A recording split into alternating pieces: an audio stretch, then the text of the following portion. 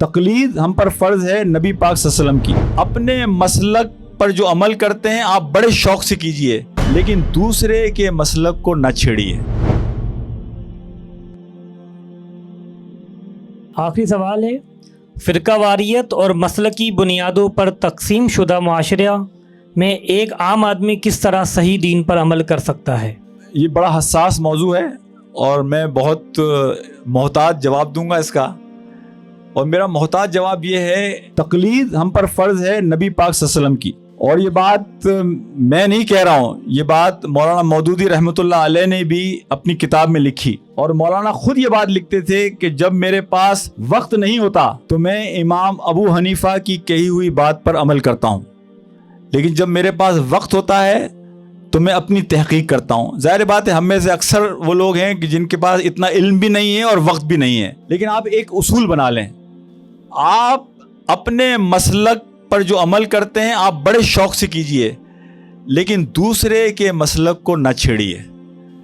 آپ یہ نہ سوچئے کہ میرا ہی مسلک ٹھیک ہے، باقی دوسرے کا مسلک جو ہے وہ غلط ہے، وہ کافر ہے.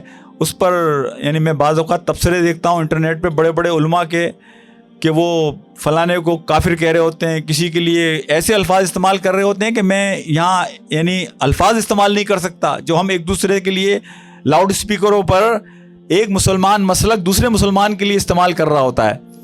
تو سمپل اپنی لائف کو یہ رکھیں کہ آپ جس چیز پر آپ کا دل ٹھکتا ہے، آپ کو اطمینان ہے، آپ اس پر بالکل عمل کیجئے. اللہ تعالیٰ آپ کے لیے اس میں رہنمائی فراہم کرے گا. لیکن جو چیزیں کوئی دوسرا آدمی سمجھ کر عمل کر رہا ہے تو اس کو بھی یہ موقع دیجئے. یہ ہمارے چاروں امام جو تھے نا، امام ابو حنیفہ ہوں جو استاد الاستاد ہیں، یعنی تمام کے استاد جو ہیں وہ امام ابو حنیفہ ہیں، یا امام شافعی ہوں، امام احمد بن حنبل ہوں، امام مالک ہوں، ان سب کا اصول یہ تھا کہ مجھے اس بات کا یقین ہے کہ جو میں بات کہہ رہا ہوں وہ ٹھیک ہے، لیکن اتنا ہی مجھے اس بات کا یقین بھی ہے کہ میری بات غلط بھی ہو سکتی ہے.